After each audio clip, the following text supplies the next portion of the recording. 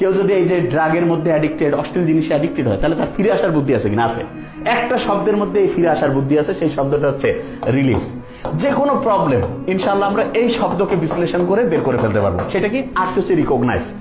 যে কোনো শিক্ষার্থীকে আগে বুঝতে হবে যে হ্যাঁ, আমি যদি অশ্লীল কোনো কিছুতে কিংবা যেটা বলা যায় ধর্মীয় নীতিমালার বাইরে, সেইটা এবং খেয়াল রাখতে হবে যেই কাজটা আমি করার পরে অন্যের সামনে মানে হচ্ছে গর্বভরে বলতে পারি সেটাই খারাপ কিছু, সেইটাতে যদি আমি জড়িত হয়ে থাকি তাহলে তওবা করে আল্লাহর কাছে ইস্তেগফার করে, আর কি বলে এটা কি জানি, মানে হচ্ছে যে ভুল স্বীকার করে যে আমি ভালো হতে চাই। এইটা যখনই চিন্তা করবো ইনশাআল্লাহ আমাদের ব্রেনকে এমন অসাধারণভাবে আল্লাহ বানিয়েছেন, শুনলে অবাক হয়ে যাব। মাত্র 4 সপ্তাহে ব্রেন যতটাই ধ্বংসপ্রাপ্ত, ওই সেকেন্ড বা থার্ড ক্যাটাগরি হলে মাত্র 4 সপ্তাহে আমরা যদি এগুলো থেকে নিজেদেরকে দূরে রাখি, ব্রেন আবার আলহামদুলিল্লাহ আগের অবস্থায় যাবে। এবং সেই জন্য ফার্স্ট যে উইকটা আছে, ফার্স্ট উইকটা কিন্তু খুব কষ্ট হবে। অনেকটা এরকম যে আল্লাহ বলছে না, তুমি যখন অন্যায় করবা সেইটার শাস্তি দুনিয়াও কিছু পাবা, আখিরাতেও পাবা। তো ওই যে 2 নাম্বারই যা কিছু করছি সেইটার জন্য ফার্স্ট উইক কষ্ট হবে, প্রচুর কষ্ট হবে, এবং ঘুম আসবে না, হাত পা ব্যথা করবে, মানে খাওয়ার রুচি কমে যাবে, ভয় লাগবে, বুক ধরপড় করবে, এই জিনিসগুলো হবে। কিন্তু এই যে কষ্টের পরেই আল্লাহ রহমতের রহমত চলে আসবে। সেকেন্ড উইক থেকে শুরু হতে থাকবে কি, কষ্ট কমতে থাকবে, কষ্ট কমতে থাকবে, ভালো লাগা শুরু হবে। থার্ড উইকে কষ্ট আরো কমতে থাকবে, আর একটু ভালো লাগা শুরু হবে। ফোর্থ উইকে গিয়ে আমরা দেখবো আলহামদুলিল্লাহ এত সুন্দর আমাদের অ্যাটেনশন চলে আসতেছে, বন্ধু বান্ধব ফ্যামিলির লোকজনের সাথে কথা বলতে ভালো লাগতেছে। তখন মনে হবে যে কি আজে বাজে কাজের মধ্যে নিজেকে ব্যস্ত রাখছে, তখন আস্তে আস্তে ভালো লাগার মধ্যে আমরা চলে যাবো।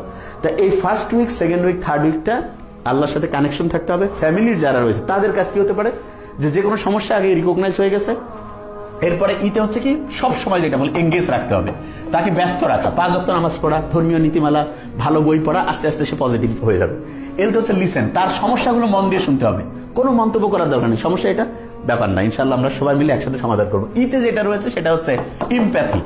এই সমস্যা যদি আমাদের নিজেদের কারো হইতো, সে কিন্তু ইচ্ছা করে করতেছে না, যে কোনো ভাবে সে অ্যাডিক্টেড হয়ে গেছে, তাহলে কতটা কষ্ট পাইতাম আমরা, সেই অনুযায়ী তাকে হচ্ছে নিজেদের মধ্যে হচ্ছে চিন্তা করতে হবে। এরপরে যেটা অ্যাকসেপ্ট, এরকম অন্যায় যে কেউ করতে পারে, এটা অন্য কাউকে বলার দরকার নেই, ফ্যামিলির সবাই মিলে ওকে ফাইন, ইনশাল্লাহ আস্তে আস্তে আমরা পজিটিভ দিকে যাবো। এরপরে যেটা রয়েছে সাপোর্ট। সাপোর্টের ক্ষেত্রে আমরা সবসময় বলি যে কোনো রকমের প্রশ্ন জিজ্ঞাসা না করে, সে যেই রকম সুযোগ সুবিধা চায় তাকে হচ্ছে কোনো কটু কথা না বলে, তাকে তুলনা না করে, তার হচ্ছে যে নেগেটিভ দুর্বল জিনিসটা আঘাত না করে তাকে পজিটিভ ওয়েতে হচ্ছে হেল্প করা। এরপরে যেটা এনকারেজ মানে তাকে বোঝানো যে হ্যাঁ ইনশাআল্লাহ 99% যদি কেউ চায় মন থেকে, ইনশাআল্লাহ সে সফল হবে, এবং সেই রকম যে অন্যায়, অশ্লীলতা, যে কোনো রকমের বদ অভ্যাস থেকে নিজেকে বের করে আনতে পারবে।